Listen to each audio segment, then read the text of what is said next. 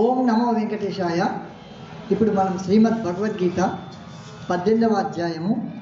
మోక్ష సన్యాస యోగంలో 71వ శ్లోకం నేర్చుకునే ప్రయత్నం చేద్దాం. శ్రద్ధావాననసూయశ్చ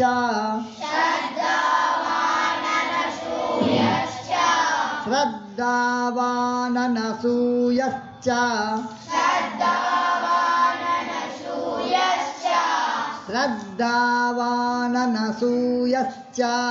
శ్రద్ధావాననసూయశ్చ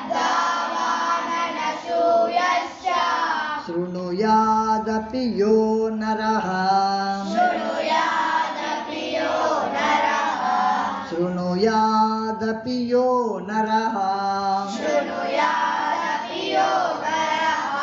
శృణుయాదపి యో నరః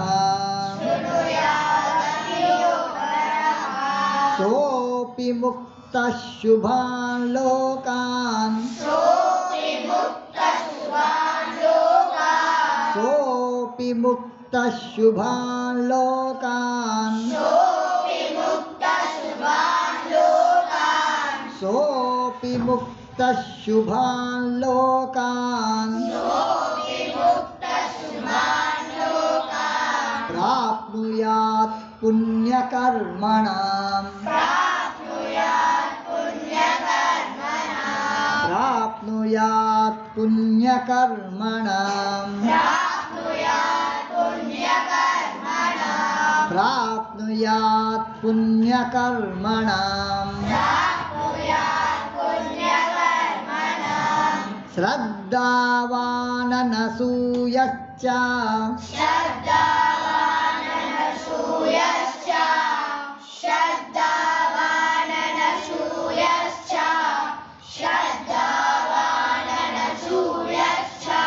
शृणुयादपि यो नरः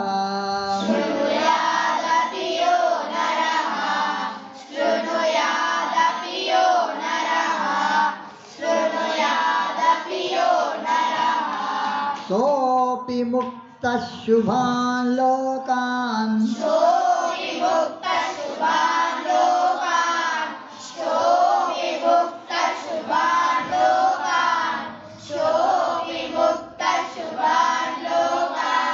प्राप्नुयात् पुण्यकर्मणाम्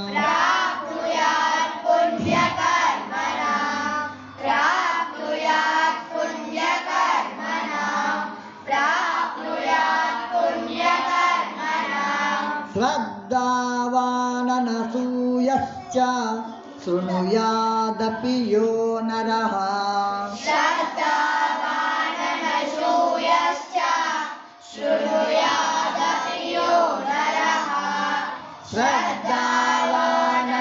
श्रद्धावाननसूयश्च शृणुयादपि यो नरः श्रद्धावाननसूयश्च शृणुयादपि यो नरः सोऽपि मुक्तः शुभान् लोकान् प्राप्नुयात् पुण्यकर्मणाम्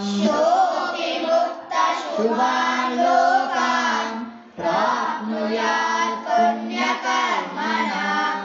सोऽपि मुक्तः शुभान् लोकान् प्राप्नुयात् पुण्यकर्मणाम् सोऽपि मुक्तः शुभान् लोकान् प्राप्नुयात् पुण्यकर्मणाम् एक दो श्रद्धावाननसूयश्च शृणुयादपि यो नरः